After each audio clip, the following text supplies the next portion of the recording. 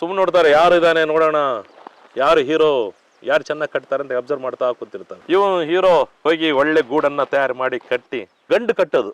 ಅಲ್ಲೆಲ್ಲ ಹೆಣ್ಣುಗಳು ಕಾಯ್ತಾ ಕೂತಿರ್ತೀವಿ, ಯಾರಪ್ಪ ಸುಂದರ, ಯಾರು ಕಟ್ತಿದ್ದಾರೆ, ಯಾರು ಚೆನ್ನಾಗಿ ಕಟ್ತಿದ್ದಾರೆ, ರೆಡಿ, ಬನ್ನಿ ಅಮ್ಮ, ಯಾರು ಬರ್ತೀರಿ ಬನ್ನಿ ನೋಡಿ ಅಂತ ಚೆಕ್ ಮಾಡಕ್ ಕರೀತದೆ, ಇನ್ವಿಟೇಷನ್ ಮಾಡ್ತದೆ. ಅವಾಗ ಒಂದು ಹೆಣ್ಣು ಹಕ್ಕಿ ಬಂದು ಚೆಕ್, ಏನೋ ಅವರು ಇಬ್ರು ಸೇರ್ತಾರೆ, ಮಿಲನ ಆಗುತ್ತೆ.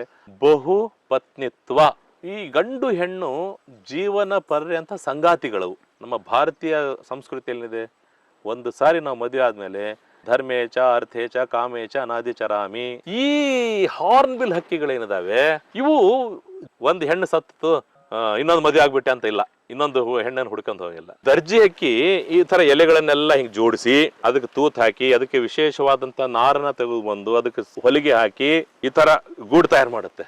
ಆಮೇಲೆ ಅದ್ರೊಳಗೆ ಮೆತ್ತನೆಯ, ಉದಾಹರಣೆಗೆ ಈ ಹೂವಿ ಈ ಕೆಲವು ಕಾಯಿಗಳು ಬಿಟ್ಟಾಗ ಅದ್ರ ಮೇಲಿಂದ ಸಣ್ಣದಾದಂತ ತೆಳುವಾದ ಮಖಮಲ್ಲಿನ ತರ ಇರುವಂತ ವಸ್ತುಗಳು ತಂದು ಹಾಕುತ್ತೆ. ಅದು ತಂದು ಮೆತ್ತನೆ ತಡಿ ತರ ಮಾಡುತ್ತೆ ಮೊಟ್ಟೆ ಇಡ್ಲಿಕ್ಕೆ. ಯಾರು ಕಲಿಸ್ಕೊಟ್ರು ಅವಕ್ಕೆ? ತನಗೆ ತಾನೇ ಬಂದಂತ ಗೀಜಗನ ಗೂಡು ಹಿಂಗೆ ಗೂಡು ಕಟ್ಟುತ್ತೆ. ಇಷ್ಟು ಚೆನ್ನಾಗಿ ಕಟ್ಟಿದ್ದೆ ಗೂಡು. ಅದಕ್ಕೆ ಅಪ್ಪ ಅಮ್ಮ ಯಾರು ಕಲಿಸಿರಲ್ಲ, ಗಂಡು ತನಗೆ ತಾನೇ ಇನ್ಸ್ಟಿಂಕ್ಟ್ ಅದು. ಸೊ ಜೀನ್ಸ್ನಲ್ಲಿ ಬಂದ್ಬಿಟ್ಟಿರ್ತದೆ ಹಾಗೆ. ಆದರೆ ಮನುಷ್ಯನಿಗೆ ಮಾತ್ರ ಇಲ್ಲ, ಮನುಷ್ಯನಿಗೆ ಅಪ್ಪ ಅಮ್ಮ ಎಲ್ಲ ಕಲಿಸ್ಕೊಡ್ಬೇಕು, ಹಿಂಗಿರ್ಬೇಕು ಹಿಂಗಿರ್ಬೇಕು ಹಿಂಗಿರ್ಬೇಕಂತ. ಈಜಿಗನ ಗೂಡು ಅಂದ್ರಲ್ಲ, ಅದ್ರದ್ದು ಒಂದು ಅದ್ಭುತ ಕಥೆ ಇದೆ ಹೇಳಕ್ಕೆ. ಅದು ಒಂದು ದೊಡ್ಡ ಪುರಾಣ ಇದೆ ಅದ್ರ ಕಥೆ. ನೋಡಿ, ಬಾಯ ವೀವರ್ ಅಂತ ಹೇಳ್ತೀವಿ, ಗೀಜಗನ ಗೂಡು, ಬಾಯ ವೀವರ್.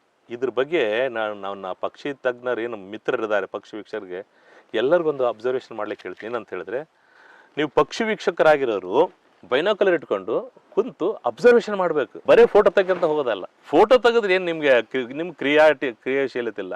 ನಾವೆಲ್ಲ ಆರಂಭದಲ್ಲಿ ಏನ್ ಮಾಡಿದ್ವಿ, ಕ್ಯಾಮರಾ ತಗೊಂಡು ಫೋಟೋ ತೆಗೆಕ್ ಹೋಗಿಲ್ಲ, ಬೈನಾಕುಲರ್ ಇಟ್ಕೊಂಡು ಪಕ್ಷಿಗಳನ್ನ ಕಲಿತು. ಸಲೀಂ ಅಲಿ ಅವರ ಬುಕ್ ಆಫ್ ಇಂಡಿಯನ್ ಬರ್ಡ್ಸ್ ಆ ಪುಸ್ತಕದಲ್ಲಿ ಹೇಳ್ತಾರೆ, ಅಬ್ಸರ್ವೇಷನ್ ಮಾಡ್ತಾರೆ, ಗೀಜಗನ ಗೂಡಿನ ಕತೆ. ಅದ್ಭುತ ಅಂದ್ರೆ ಅದ್ಭುತ. ಅದು ಅಲ್ಲೇನ್ ಮಾಡುತ್ತಂದ್ರೆ, ಗಂಡು ಹಕ್ಕಿ ವಯಸ್ಸಿಗೆ ಬಂದ್ಮೇಲೆ ಆ ಸೀಸನ್ ಬರುತ್ತೆ. ಆ ಸೀಸನ್ ಯಾವಾಗ?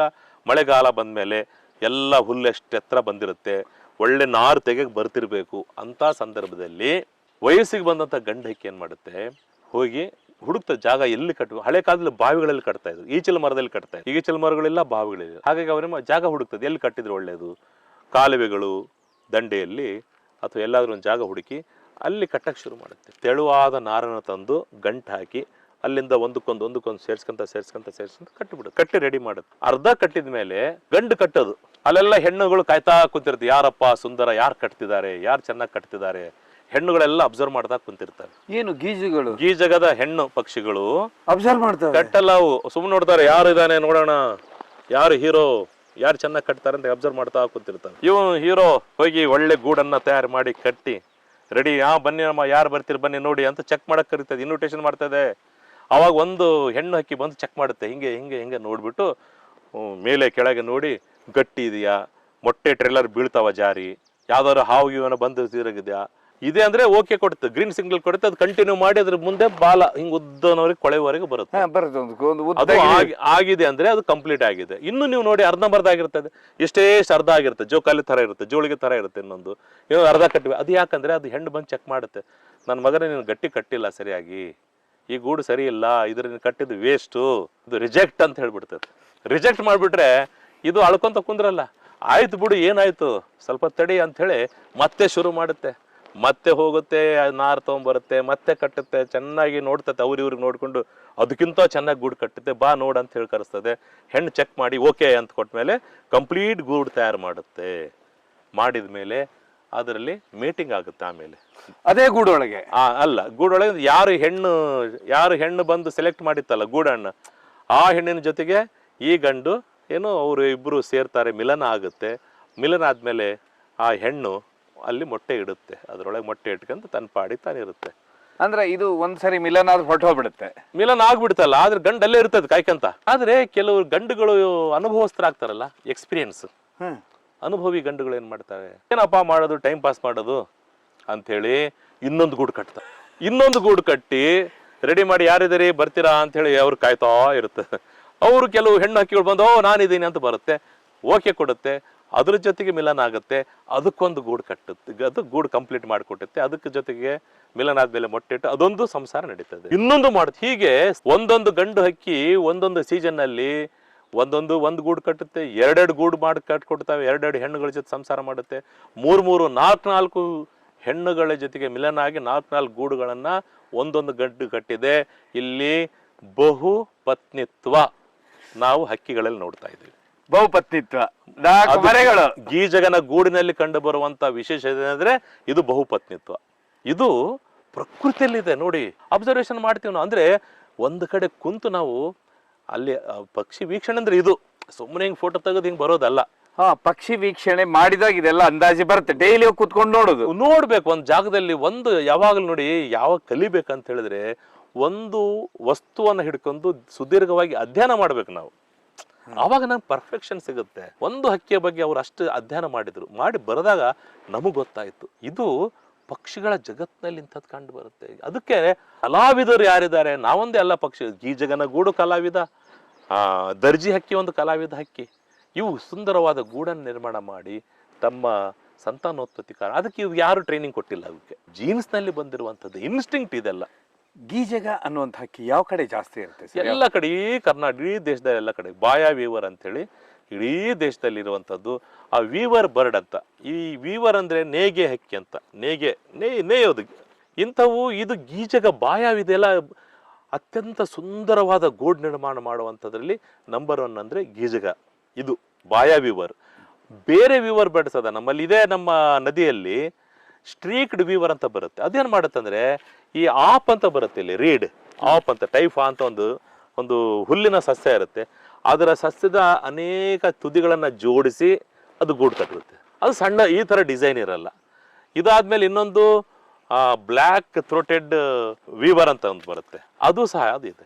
ಆದ್ರೆ ಸುಂದರವಾದ ಗೂಡು ಕಟ್ಟೋದ್ರಲ್ಲಿ ನಂಬರ್ 1 ದ ಬೆಸ್ಟ್ ಆರ್ಕಿಟೆಕ್ಟ್ ಅಂತ ಹೇಳಿದ್ರೆ ಬಾಯ ವೀವರ್, ಗೀಜಗ. ನಾವು ಮಾತಾಡ್ತಾನೆ ಅವಾಗ ಸ್ಟಾರ್ಟಿಂಗ್ ಅಲ್ಲಿ ಮಾತಾಡಿದ್ರು ಮರ ಕುಟ್ಕ, ನಾನು ಹೇಳ್ದಿಲ್ಲ ಸರ್. ಇದು ನೀವು ಹೇಳ್ತಿರೋದು ಹಾರ್ನ್ ಬಿಲ್ ಹಾರ್ನ್ ಬಿಲ್ ವಿಶೇಷವಾಗಿ ಅಸ್ಸಾಮು, ನಾಗಾಲ್ಯಾಂಡ್ ಈ ಸೈಡ್ ವಿಪರೀತವಾಗಿರುತ್ತೆ. ಬಟ್ ಇದ್ರ ಬಗ್ಗೆ ಅದ್ಭುತವಾದ ಒಂದು ಇದೆಯಲ್ಲ ಸರ್, ಏನದು ಆಕ್ಚುಲಿ ಹಾರ್ನ್ ಬಿಲ್ ನೋಡಿ? ಗಂಡು ಹೆಣ್ಣಿಂದ ಹಾರ್ನ್ ಬಿಲ್, ಅದಕ್ಕೆ ಕೊಂಬಿನ ಹಕ್ಕಿ ಅಂತಾನೆ ಹೇಳ್ತೀವಿ. ಈ ಹಾರ್ನ್ ಬಿಲ್ದು ಬಹಳ ವಿಚಿತ್ರ ನೋಡಿ. ಈ ಹಾರ್ನ್ ಬಿಲ್ ಬಗ್ಗೆ ನಾನು ಹೇಳಕ್ಕಿಂತ ಮುಂಚೆ ಪುರಾಣಕ್ಕೆ ಹೋಗೋಣ. ವಾಲ್ಮೀಕಿ ಬೇಟೆಗಾರನಾಗಿದ್ದಾಗ ಕಾಡಿನಲ್ಲಿ ಹೋಗ್ಬೇಕಾದ್ರೆ 2 ಹಕ್ಕಿಗಳು ಕಾಣ್ತವೆ ಮರದ ಮೇಲೆ. ಒಂದು ಹಕ್ಕಿಗೆ ಬಾಣದಿಂದ ಗುರಿಟ್ಟು ಒಂದು ಸಾಯಿಸ್ತಾನೆ. ಅವು ಕ್ರೌಂಚ ಹಕ್ಕಿಗಳ ರೂಪದಲ್ಲಿ ಇದ್ವಂತ ಯಕ್ಷಯಕ್ಷಿಯರವರು. ಆದ್ರೆ ಕ್ರೌಂಚ ಪಕ್ಷಿಗಳು 2 ಕುಂತಿರ್ತವೆ. ಮಿಲನ ಒಂದು ಮಹೋತ್ಸವದಲ್ಲಿದ್ದಾಗ ಹೊಡೆದು ಬಿಡ್ತಾರೆ. ಆಗ ಹೊಡೆದ ತಕ್ಷಣನೇ ಅವು ಯಕ್ಷಯಕ್ಷಿಯ ರೂಪವನ್ನು ಧರಿಸ್ತಾವೆ, ಮತ್ತೆ ವಾಪಸ್ ಬರ್ತವೆ. ಬಂದಾಗ ಸತ್ತಿರೋದು ಗಂಡು ಪಕ್ಷಿ ಅಂತ ಹೇಳಿ, ಆಗ ಹೆಣ್ಣು ಏನು ಪಕ್ಷಿಯ ರೂಪದಲ್ಲಿದ್ದಂಥ ಯಕ್ಷಿಯನ್ನು ಹೇಳ್ತಾಳೆ, ಶಾಪ ಕೊಡ್ತಾಳೆ. ನನ್ನ ಇದನ್ನ ನೀನು ಸಾಯಿಸಿದೆ, ಅದು ನಿನ್ನ ಪ್ರಾಯಶ್ಚಿತ್ತವಾಗಿ ನಾನು ರಾಮಾಯಣ ಬರಿ ಅಂತ ಒಂದು ಹೇಳ್ತಾರಂತ ಒಂದು ಓದಿದ್ದು. ಸೊ ಕ್ರೌಂಚ ಪಕ್ಷಿಗಳನ್ನು ಹೊಡೆದಾಗ ಏನು ಗೋಳಾಡಿದಂಥ ಹೆಣ್ಣು ಹಕ್ಕಿ ಯಾವುದು ಅಲ್ಲ, ಇದು ಹಾರ್ನ್ ಬಿಲ್ ಹಕ್ಕಿಗಳು. ಈಗ ನಾವು ಕಲ್ಪನೆ ಮಾಡ್ಕೊ, ಯಾಕಂದ್ರೆ ನಂಬಿಕೆ ಕಲ್ಪನೆ. ಹಾರ್ನ್ ಬಿಲ್ ಅಂದ್ರೆ ಏನು ವಿಶೇಷ ಅಂತ ಹೇಳಿದ್ರೆ, ಈ ಒಂದು ಉದ್ದನೆ ಕೊಂಬು ಇರುತ್ತೆ, ಅದ್ರ ಮೇಲೆ ಇನ್ನೊಂದು ಚಿಕ್ಕ ಕೊಂಬು ಇರುತ್ತೆ. ಉದ್ದನೆ ಕೊಂಬು, ದೊಡ್ಡದು ಕೊಂಬು ಅಂದ್ರೆ ಇದು ಏನಂತೀವನ ಕೊಕ್ಕು. ಆ ಉದ್ದನ ಕೊಕ್ಕಿಯ ಮೇಲೆ ಇನ್ನೊಂದು ಚಿಕ್ಕ ಕೊಕ್ಕಿರುವಂತದ್ದು ಹಾರ್ನ್ ಬಿಲ್ ಹಕ್ಕಿ. ಇದು ಈ ಗಂಡು ಹೆಣ್ಣು ಜೀವನ ಪರ್ಯಂತ ಸಂಗಾತಿಗಳವು. ನಮ್ಮ ಭಾರತೀಯ ಸಂಸ್ಕೃತಿಯಲ್ಲಿದೆ, ಒಂದು ಸಾರಿ ನಾವು ಮದುವೆ ಆದ್ಮೇಲೆ ಜೀವಮಾನ ಇಡೀ ಗಂಡ ಹೆಂಡತಿ ಧರ್ಮೇಚ ಅರ್ಥೇಚ ಕಾಮೇಚ ಅನಾದಿ ಚರಾಮಿ ಅಂತ ನಾವೇನು ಹೇಳ್ತೀವಿ. ಹಾಗೆ ಈಗ ಆಧುನಿಕ ಭಾರತದ ಬೇರೆ ಕಥೆ. ಆದರೆ ಹಿಂದಿನ ಪದ್ಧತಿ ಏನಿತ್ತು, ಪತಿ ಪತ್ನಿಯವರು ಹೀಗೆ ಅನ್ಯೋನ್ಯವಾಗಿ ಸಾಯೋವರು ಜೊತೆಯಾಗಿರ್ತಿದ್ರು. ನಮ್ಮ ಸಂಸ್ಕೃತಿ ಅದು. ಶಂಭಾ ಜೋಶಿ ಅವರು ಬೆಳಗ್ಗೆ ತಿರ್ಕೊಂತಾರೆ, ಅವರ ಶ್ರೀಮತಿಯರು ಸ್ವಲ್ಪ ಹೊತ್ತಿಗೆ ತಿರ್ಕೊಂಡು, ಜೊತೆಗೆ ಇಬ್ಬರು. ಹೀಗೆ ನಮ್ಮ ಸಂಸ್ಕೃತಿ ಇರೋದು. ಹಾಗೆ ಈ ಕ್ರೌಂಚ ಪಕ್ಷಿಗಳು ಅಂತೇನು ಹೇಳ್ತೀವಲ್ಲ, ಹಾರ್ನ್ ಬಿಲ್ಗಳು, ಸಂಗಾತಿಗಳು ಜೀವಮಾನ. ಮದುವೆ ಆಗ್ಬೇಕಾದ್ರೆ ನಾವು ಏನ್ ಹೇಳ್ತೀವಿ ಅಂದ್ರೆ, ಮದುವೆ ಆಗ್ಬೇಕಾದ್ರೆ ನಾವು ಏನಂತ ಹೇಳಿ, ಧರ್ಮೇಚ ಅರ್ಥೇಚ ಕಾಮೇಚ ನಾದಿ ಚರಾಮಿ. ಅಂದರೆ ನಾನು ನಿನಗೇನು ಮದುವೆ ಆಗ್ತಾ ಇದ್ದೀನಿ, ಧರ್ಮದಿಂದ ನಿನ್ನನ್ನು ಚೆನ್ನಾಗಿ ನೋಡ್ಕೊಂತೀನಿ, ಅರ್ಥೇಚ ಹಣಕಾಸಿನ ದೃಷ್ಟಿಯಿಂದ ನಿನಗೆ ಯಾವುದು ತೊಂದರೆ ಮಾಡೋದಿಲ್ಲ, ಕಾಮೇಚ ನಿನ್ನ ಆಸೆಗಳನ್ನ ಪೂರೈಸೋದ್ರಲ್ಲಿ ಜೊತೆಯಾಗಿ ನಡೀತು ಹೋಗ್ತೀನಿ, ನಾದಿ ಚರಾಮಿ ಜೊತೆಯಾಗಿ ನಾವಿಬ್ರು ಹೋಗೋಣ. ಎಂತ ಕಲ್ಪನೆ ರೀ ನಮ್ದು ಸಂಸ್ಕೃತಿ. ನಮ್ಮ ಭಾರತೀಯ ಸಂಸ್ಕೃತಿಯಲ್ಲಿ ಇದೆಲ್ಲ ಇದೆ. ಅದನ್ನ ನಾವು ಈ ಪಕ್ಷಿಯಲ್ಲಿ ನೋಡಿದಾಗ ಈ ಹಾರ್ನ್ ಬಿಲ್ ಹಕ್ಕಿಗಳೇನಿದಾವೆ, ಇವು ಒಂದು ಹೆಣ್ಣು ಸತ್ತು ಇನ್ನೊಂದು ಮದುವೆ ಆಗ್ಬಿಟ್ಟೆ ಅಂತ ಇಲ್ಲ, ಇನ್ನೊಂದು ಹೆಣ್ಣನ್ನು ಹುಡ್ಕೊಂಡು ಹೋಗಿಲ್ಲ. ಗಂಡು ನೋಡಿ ಈಗ ಮನುಷ್ಯ ಮದುವೆ ಹೆಂಡತಿ ಸತ್ತೋಗ್ಬಿಡ್ಲಪ್ಪ, ಆಯ್ತು ಒಂದು ವಾರ ಇನ್ನೊಂದು ಮದುವೆ ಆಗ್ಬಿಟ್ಟ. ಆದರೆ ಹಂಗಲ್ಲ, ಗಂಡು ಸತ್ರೆ ಹೆಣ್ಣು ಜೀವಮಾನ ಇಡೀ ಶೋಕ ಮಾಡ್ತಾ ಇರ್ತದೆ. ಹೆಣ್ಣೇನಾದ್ರು ಸತ್ರೆ ಗಂಡು ಜೀವಮಾನ ಇಡೀ ಶೋಕ ಮಾಡ್ತಾ ಹಂಗೆ ಸತ್ತು ಹೋಗುತ್ತೆ. ಯಾವುದು ಹಾರ್ನ್ಬಿಲ್? ಹಾರ್ನ್ಬಿಲ್ಗಳು ಇಂಥ ಹಕ್ಕಿಗಳು. ಅದಕ್ಕೆ ಕ್ರೌಂಚ್ ಹಕ್ಕಿಗಳು ಅಂತ ಹೇಳಿದ್ವಲ್ಲ, ವಾಲ್ಮೀಕಿ ಬರೀಲಿಕ್ಕೆ ಪ್ರೇರಣೆ ಆದಂತ, ರಾಮಾಯಣ ಬರೀಲಿಕ್ಕೆ ಪ್ರೇರಣೆ ಆದಂತ ಹಕ್ಕಿಗಳು ಇವು ಅಂತ ಹೇಳ್ತೀವಿ. ಸೊ ಈ ಹಕ್ಕಿಗಳ ವಿಶೇಷ ಏನಂದ್ರೆ ಇದರಲ್ಲಿ ಬಹಳ ವೆರೈಟಿಗಳದಾವೆ. ಉದಾಹರಣೆ ನಮ್ಮ ವೆಸ್ಟರ್ನ್ ಘಾಟ್ಸ್ ನಲ್ಲಿ ಪಶ್ಚಿಮ ಘಟ್ಟದಲ್ಲಿರುವಂಥದ್ದು ಗ್ರೇಟ್ ಇಂಡಿಯನ್ ಹಾರ್ನ್ಬಿಲ್ ಅಂತಿದೆ. ದೊಡ್ಡದದು, ಇಷ್ಟು ಎತ್ತರ ಇರುತ್ತದು. ಅದಕ್ಕೆ ಅತಿ ಎತ್ತರದ ಮಳೆ ಕಾಡಿನಲ್ಲಿ ವಾಸ ಮಾಡುವಂಥದ್ದು, ಅಲ್ಲಿರುವಂಥ ಹಣ್ಣುಗಳನ್ನು ತಿನ್ಕೊಂಡು ಸುಖವಾಗಿರುವಂಥದ್ದು. ಅದಕ್ಕೆ ಪಶ್ಚಿಮ ಘಟ್ಟಗಳನ್ನ ಕಾಪಾಡಬೇಕಂತ ಹೇಳೋದು. ಅಲ್ಲಿ ಪೈಡ್ ಹಾರ್ನ್ಬಿಲ್ ಅಂತಿದ್ದಾವೆ, ಆಮೇಲೆ ಇಂಡಿಯನ್ ಹಾರ್ನ್ಬಿಲ್ ಅಂತಿದೆ, ಮಲಬಾರ್ ಹಾರ್ನ್ಬಿಲ್ ಅಂತಿದ್ದಾವೆ. ನಮ್ಮ ಈ ಭಾಗದಲ್ಲಿರೋದು ಇಂಡಿಯನ್ ಮಲಬಾರ್ ಹಾರ್ನ್ಬಿಲ್. ನಮ್ಮಲ್ಲಿ ಮಾಮೂಲಿ ಇರುವಂಥ ಹಾರ್ನ್ಬಿಲ್ ನಮ್ಮಲ್ಲಿದೆ. ಆದರೆ ಅಲ್ಲಿ ಏನಾಗುತ್ತೆ ಅಂದರೆ, ಈ ಹಾರ್ನ್ಬಿಲ್ಗಳು ವಿಶೇಷ ಏನಂತ ಹೇಳಿದ್ರೆ, ಸಂತಾನೋತ್ಪತ್ತಿ ಸಂದರ್ಭದಲ್ಲಿ ಗಂಡು ಹೆಣ್ಣು ಏನು ಮಾಡ್ತಾವ ಅಂದರೆ, ಒಂದು ಹಳೆಯಾದ ಪುರಾತನ ಮರ, ಹಳೆಯ ಮರಗಳನ್ನು ಹುಡುಕುತ್ತೆ. ಯಾಕೆ ಹಳೆ ಮರ ಬಹಳ ಇಂಪಾರ್ಟೆಂಟ್ ನಮಗೆ. ಹಳೆಯ ಮರವನ್ನು ಹುಡುಕೊಂಡು ಅದರಲ್ಲಿ ಒಂದು ಪೊಟ್ಟರೆಯನ್ನು ಹುಡುಕ್ತಾವೆ. ಅಲ್ಲಿ ಹಾರ್ನ್ಬಿಲ್ ಅದೇ ನೋಡಿ, ಅಲ್ಲಿ ಹಾರು ಹೋಗ್ತದಾವೆ. ಅಲ್ಲಿದೆ, ಅಲ್ಲಿ ನಮ್ಮ ಒಂದು ನಿಮಿಷ ಕಟ್ ಮಾಡಿ. ಗಂಡು ಹೆಣ್ಣು ಜೊತೆಗೆ ಹೋಗ್ಯಾವ ನೋಡ್ರಿ, ಎರಡು ಬಂತು, ಎರಡು ಕೂತ್ಕೊಳ್ತೀಗ. ಓಹೋ ಸರಿ ಅಲ್ಲ ಸರ್, ಹಾರ್ನ್ಬಿಲ್ಲು ಹೌದು ನೋಡಿ. ಇವು ಗಂಡು ಹೆಣ್ಣು ಜೊತೆಗೆ ಓಡಾಡ್ತಿರ್ತವೆ ಯಾವಾಗ್ಲೂ. ಇದು ನಮ್ಮ ಭಾಗದಲ್ಲಿ, ಬಳ್ಳಾರಿ ಭಾಗದಲ್ಲಿ ಕಂಡು ಬರುವಂತ ಹಾರ್ನ್ಬಿಲ್. ಎರಡು ಓಡ್ತು. ಹಾರ್ತಿಗ ಹೌದು, ನಮ್ ಹಿಂದೆನೆ ಹಾರ್ತಿಗ ಎರಡು. ಬಟ್ ಇದು ಬೇರೆ ಚೇಂಜ್ ಇತ್ತಲ್ಲ ಸ್ವಲ್ಪ ನೋಡೋದಕ್ಕೆ ಆಕಾರ. ಇದಕ್ಕೆ ಪಶ್ಚಿಮ ಘಟ್ಟಕ್ಕೆ ವ್ಯತ್ಯಾಸ ಏನಂತ ನೋಡಿ. ಪಶ್ಚಿಮ ಘಟ್ಟದಲ್ಲಿರೋ ಹಾರ್ನ್ಬಿಲ್ಗಳಲ್ಲಿ ಒಂದು ಗ್ರೇಟ್ ಇಂಡಿಯನ್ ಹಾರ್ನ್ಬಿಲ್ ಅಂತಿದೆ, ಇನ್ನೊಂದು ಪೈಡ್ ಹಾರ್ನ್ಬಿಲ್ ಅಂತ, ಮಲಬಾರ್ ಪೈಡ್ ಹಾರ್ನ್ಬಿಲ್ ಅಂತ ಹೇಳ್ತೀವಿ. ಇನ್ನೊಂದು ಮಲಬಾರ್ ಹಾರ್ನ್ಬಿಲ್. ಇದು ನಮ್ಮಲ್ಲಿ ಇದೇನಿದೆ, ಇದು ಇಂಡಿಯನ್ ಹಾರ್ನ್ಬಿಲ್, ನಮ್ಮ ಕಾಮನ್ ಆಗಿ ಈ ಭಾಗದಲ್ಲಿ ಇರುವಂತ ಹಾರ್ನ್ಬಿಲ್. ಇದು ಬಯಲುಸೀಮೆಯಲ್ಲಿ ಕಂಡು ಬರುವಂಥದ್ದು. ಇದಕ್ಕೆ ಇನ್ನೊಂದು, ಅಲ್ಲಿ ವೆಸ್ಟರ್ನ್ ಘಾಟ್ಸ್ನಲ್ಲಿ ಇರುವಂಥ ಹಾರ್ನ್ಬಿಲ್ ಗಾತ್ರದಲ್ಲಿ ದೊಡ್ಡದು. ಆದರೆ ಯಾವುದೇ ಕೊಂಬಿನ ಇವೇನು ಹಕ್ಕಿಗಳಿದ್ದಾವೆ, ಇವು ಎಲ್ಲದರ ಒಂದು ಗುಣ ಏನಂತ ಹೇಳಿದ್ರೆ, ಸಂತಾನೋತ್ಪತ್ತಿಯ ಸಂದರ್ಭದಲ್ಲಿ ಗಂಡು ಮತ್ತು ಹೆಣ್ಣು ಹಳೆಯ ಮರಗಳನ್ನು ಹುಡುಕ್ತವೆ. ಹಳೆಯ ಮರಗಳನ್ನು, ದೊಡ್ಡ ಮರ ಅಲ್ಲ, ನಿಂತಿರೋ ಮರ ಇರಬೇಕು, ಆಕ್ಟಿವ್ ಆಗಿ ಮರ, ಜೀವಂತ ಮರನೇ ಇದ್ರೆ ಒಳ್ಳೆಯದು. ಅಂತ ಮರದಲ್ಲಿ ಪೊಟರೆಗಳಂತಾಗಿರ್ತವೆ.